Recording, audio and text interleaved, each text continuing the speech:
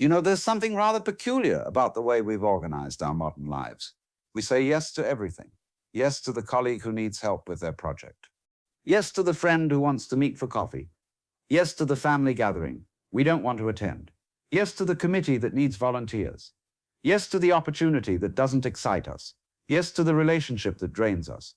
We say yes until we're drowning in other people's priorities, wondering why our own life feels like it belongs to someone else. I want to suggest something that might sound radical in our people-pleasing culture. What if the most important word you can learn to say is not yes, but no? What if your inability to say no is not a sign of your kindness, but evidence of your disconnection from your own authentic desires and boundaries? Let me tell you about Jennifer, a woman who hadn't said no to a request in over 10 years. Not because she was particularly generous or had unlimited time, but because the word no felt like a personal attack on whoever was asking. She had trained herself to believe that saying no meant she was selfish, unkind, or somehow failing in her duty to be helpful. Jennifer's days were a constant stream of other people's emergencies, requests, and expectations. She arrived at work early to help colleagues with projects that weren't her responsibility. She spent her lunch breaks running errands for friends. Her evenings were filled with obligations she had agreed to months earlier, but now dreaded. Her weekends disappeared into family commitments, social events, and favors for acquaintances. And through it all, Jennifer felt like she was slowly disappearing. Not because she was busy. She had been busy for years, but because none of this busyness reflected her own choices, interests, or values. She was living someone else's life while her own remained unlived. The turning point came on a Tuesday evening when Jennifer found herself at her fourth commitment of the day, a committee meeting for an organization she didn't care about, planning an event she wouldn't attend with people she barely knew. As she sat there nodding along to discussions about budgets and logistics, she realized she couldn't remember the last time she had done something simply because she wanted to do it. That night, Jennifer made a list of everything she had committed to over the next month. The list filled 3 pages. As she looked at it, she felt a mixture of panic and despair. She had somehow agreed to live a life that contained almost nothing she actually enjoyed. She had become a supporting character in dozens of other people's stories while completely abandoning her own. This is what happens when you lose the ability to say no. You don't just take on too much. You take on the wrong things. You fill your life with other people's priorities until there's no room left for your own. You become so focused on being helpful that you forget to be helpful to yourself. But Jennifer's inability to say no wasn't really about kindness, though that's how she had always framed it. It was about fear. Fear of disappointing others. Fear of being seen as difficult or uncooperative. Fear of conflict or confrontation. Fear that if she said no, people would stop asking altogether, and she would be left alone. Ironically, her constant yes saying was achieving exactly what she was trying to avoid, because she never said no to anything. People began to take her availability for granted. They stopped appreciating her help because it was so predictable. They began to see her not as a generous person, but as a convenient resource. And Jennifer, exhausted from overcommitment, wasn't really present for any of the activities she had agreed to participate in. This is the paradox of the chronic yes sayer. In trying to be everything to everyone, you become nothing to yourself. In attempting to avoid disappointing others, you guarantee disappointment in your own life. In refusing to set boundaries, you invite others to walk all over you. Jennifer's transformation began with what she called the Great No Experiment. She decided to practice saying no to 1 request per week, starting with the smallest, least threatening opportunities. The first was declining to bake cupcakes for her neighbor's child's school event. It took her 20 minutes to compose a 2-sentence text message, and she felt physically ill after sending it. But something interesting happened. The sky didn't fall. Her neighbor didn't hate her. The school event proceeded perfectly well without her cupcakes. And for the first time in months, Jennifer had a free Saturday morning to spend however she chose. Emboldened by this small success, Jennifer began to experiment with bigger no's. She declined to help organize her cousin's baby shower. She said no to joining her friend's book club. She refused her mother's request to host the family's holiday gathering. Each no felt terrifying at first, but the aftermath was always the same: relief, freedom, and the gradual reclamation of her own life. What Jennifer discovered was that saying no is not actually about the other person. It's about you. It's about honoring your own energy, your own time, your own priorities. It's about recognizing that your life belongs to you, not to whoever happens to be asking for your time at any given moment. The word no is perhaps the most essential tool for creating an authentic life. Without it, you become a victim of circumstance, blown about by every request and expectation that comes your way. With it, you become the author of your own experience, consciously choosing how to spend the finite resource of your time and energy. But learning to say no requires first learning to recognize what you actually want to say yes to. Jennifer realized she had been so focused on avoiding disappointment that she had never developed her own preferences, interests, or priorities. She didn't know what she wanted because she had never given herself permission to want anything. This is one of the hidden costs of chronic people-pleasing. When you're constantly responding to other people's requests, you never develop your own sense of direction. You become reactive rather than proactive, responsive rather than creative. You live in a constant state of emergency, putting out fires and meeting obligations, but never building anything meaningful for yourself. Jennifer began what she called preference archaeology, the process of digging through years of accommodating others to rediscover her own authentic desires.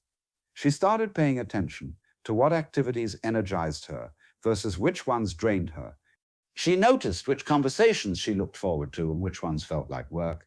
She observed which commitments aligned with her values and which ones felt like betrayals of her true self. Slowly, a picture began to emerge of who Jennifer actually was, beneath all the people-pleasing.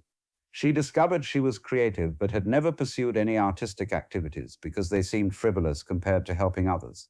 She realized she was introverted, but had been forcing herself into social situations because she thought that's what good people did. She found she had strong opinions about social justice issues, but had never expressed them because it seemed safer to remain neutral. This process of self-discovery was both exciting and painful. Exciting because Jennifer was finally meeting herself after years of living as a stranger to her own desires. Painful because she realized how much of her life she had given away, how many opportunities she had missed while busy fulfilling obligations that weren't truly hers. But perhaps the most shocking discovery was how much people respected her once she learned to deliver them clearly and kindly. She had always imagined that saying no would damage her relationships. But the opposite proved true. When she stopped being available for everything, people began to value her availability more. When she stopped saying yes automatically, her yeses became more meaningful. I remember Jennifer telling me about a conversation with her sister, who had called to ask Jennifer to organize their father's surprise birthday party. In the past, Jennifer would have immediately agreed despite having no interest in party planning and being swamped with work. This time she paused and said, "I won't be able to organize it, but I'd love to contribute in another way. Maybe I could handle the photography or bring a specific dish." Her sister was quiet for a moment, then said, "I've always just assumed you'd say yes to everything. It's actually nice to know what you really want to do instead of what you feel obligated to do." This response surprised Jennifer, but it illustrated an important truth about boundaries. When you set them clearly and kindly, most people respect them. In fact, many people prefer dealing with someone who has clear boundaries because it makes the relationship more honest and predictable. The people who don't respect your boundaries are usually the people who have been taking advantage of your lack of boundaries. They may push back, guilt trip, or try to manipulate you into returning to your old patterns. But these reactions actually provide valuable information about the nature of these relationships.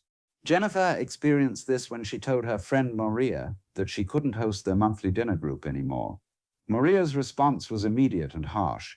"You're being so selfish lately. I don't know what's gotten into you. You used to be so helpful and accommodating." Instead of feeling guilty and reversing her decision, as she might have in the past, Jennifer recognized this response as revealing. Maria wasn't upset about losing Jennifer's friendship. She was upset about losing Jennifer's automatic compliance. The relationship had been built on Jennifer's willingness to sacrifice her own preferences, not on genuine mutual care and respect. This realization was initially painful, but ultimately liberating. Jennifer began to see that many of her relationships were transactional rather than authentic.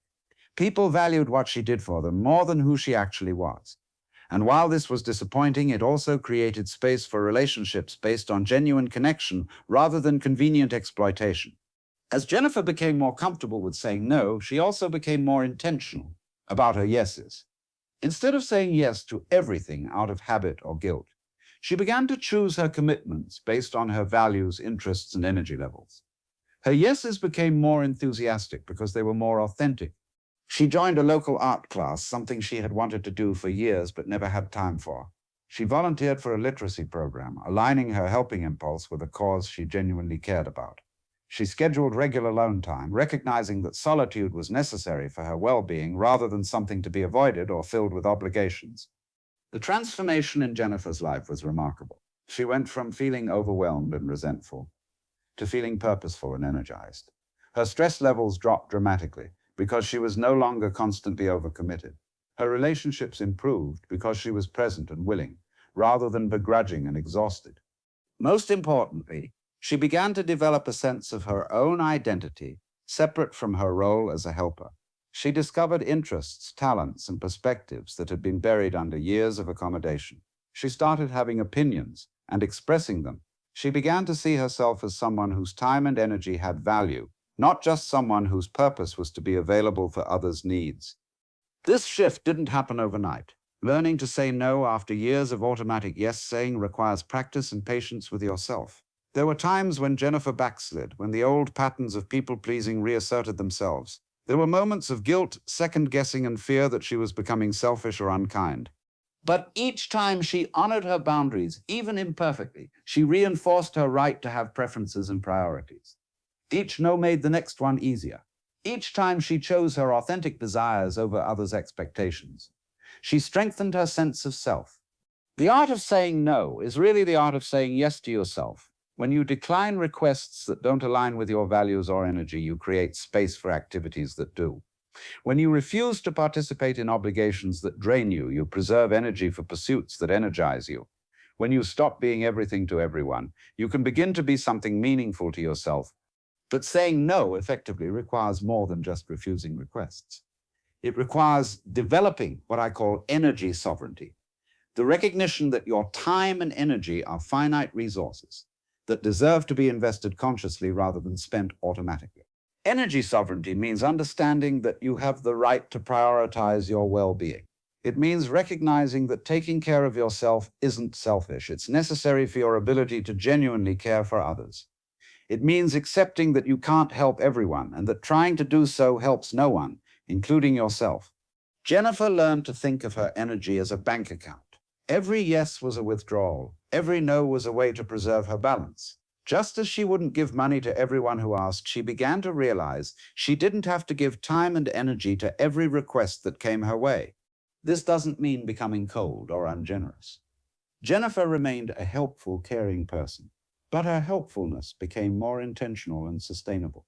Instead of helping everyone a little bit in ways that exhausted her, she began helping fewer people more meaningfully in ways that felt authentic and energizing. She also learned to distinguish between urgent requests and important ones. Many of the things people asked her to do were presented as urgent, but were actually just convenient for the person asking. True emergencies were rare.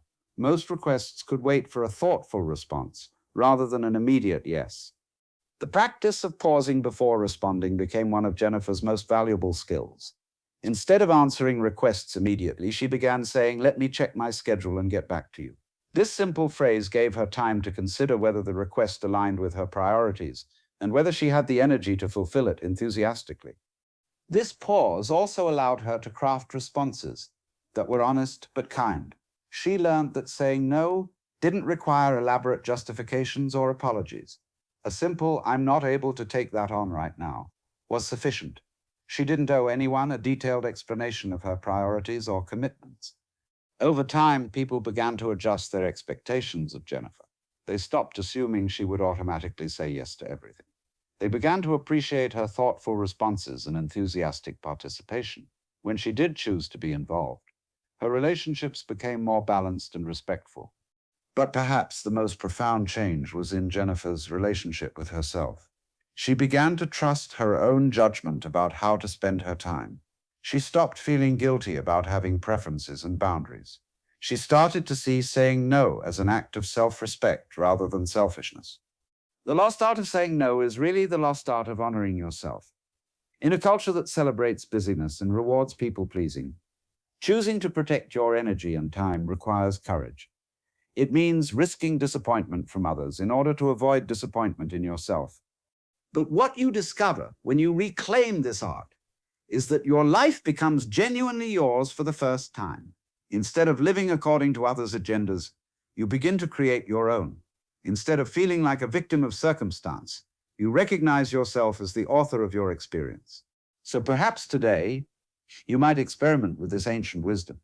Perhaps you might say no to one request that doesn't excite you. Perhaps you might discover that the word no is not a rejection of others, but an affirmation of yourself. Let me share another story that illustrates this beautifully. There was a man named Robert who worked in corporate consulting, a field where saying yes to every client request was seen as the key to success. Robert had built his entire career on being the person who never said no, who always found a way to accommodate impossible timelines, unreasonable demands, and scope creep that doubled projects without increasing budgets. For 15 years, Robert wore his inability to say no like a badge of honor. He was known as the miracle worker, the consultant who could pull off anything. His reputation was built on sacrificing weekends, missing family events, and working 18-hour days to deliver on promises that should never have been made. But Robert's wake-up call came during his daughter's high school graduation. He was there physically, sitting in the auditorium, but mentally he was composing emails to a client who had demanded a last-minute presentation change. As his daughter walked across the stage, Robert was calculating how he could work through the night to meet an arbitrary deadline that existed only because he had never taught his clients the word no. In that moment, Robert realized that his inability to set boundaries hadn't made him successful. It had made him a prisoner of other people's poor planning and unrealistic expectations. He had trained his clients to expect miracles, and now he was trapped in a cycle of constantly performing them at the expense of his own well-being and relationships. Robert decided to conduct what he called boundary experiment number 1. The next time a client made an unreasonable request, instead of automatically figuring out how to accommodate it, he paused and said, "That timeline isn't realistic for quality work. I can deliver it properly in 2 weeks, or I can rush it and compromise the outcome. Which would you prefer?" The client, surprisingly, chose quality over speed. This simple boundary setting had protected both Robert's standards and the client's results. But more importantly, it taught Robert that many urgent demands were simply the result of poor planning that could be corrected with honest communication. Robert began to implement what he called reality-based consulting. Instead of promising impossible outcomes to win business, he began having honest conversations about realistic timelines and resource requirements. Instead of accepting every project that came his way, he started evaluating whether the work aligned with his expertise and values. The results were counterintuitive. Robert expected to lose clients and income, but the opposite happened. His reputation shifted from the guy who says yes to everything to the guy who delivers exceptional results. Clients began to respect his professional judgment more because he was willing to push back on unrealistic expectations. His work quality improved dramatically because he wasn't constantly rushing to meet artificial deadlines. Most importantly, Robert discovered that saying no to some opportunities created space for better opportunities. When he stopped accepting every mediocre project, he had time and energy to pursue the interesting, well-paying work that aligned with his expertise. His income actually increased because he was able to command higher rates for specialized, thoughtful work rather than rush generic solutions. This transformation illustrates another crucial aspect of the lost art of saying no. It's not just about protecting your time, it's about protecting your standards. When you say yes to everything, you inevitably compromise the quality of what you deliver. When you're selective about your commitments, you can invest fully in the ones you choose. Robert's story also highlights how saying no can actually improve your professional relationships. His clients began to trust his judgment more because they knew his recommendations were based on honest assessment rather than people-pleasing. When Robert said yes, clients knew it meant he was genuinely excited about the work and confident in his ability to deliver excellent results. The boundary-setting skills that Robert developed in his professional life began to influence his personal relationships as well. He started declining social invitations that felt obligatory rather than enjoyable. He stopped volunteering for every school fundraiser and neighborhood committee. He began protecting his family time with the same rigor he had learned to protect his professional standards. His wife noticed the change immediately. "You're actually present when you're home now," she told him. "Before, even when you weren't working, you seemed resentful and exhausted. Now you seem like you chose to be here." This observation struck Robert deeply because it highlighted how his old pattern of overcommitment had poisoned even his enjoyable activities with underlying resentment. This is one of the hidden costs of not knowing how to say no. Even when you're doing things you love, you can't fully enjoy them because you're carrying the weight of all the things you said yes to but didn't want to do. Your resentment toward unwanted obligations spills over into wanted activities, contaminating your entire experience of life. Because in the end, learning to say no is learning to say yes to the life you actually want to live. And that life, the one that reflects your authentic choices and values, is the only one worth living.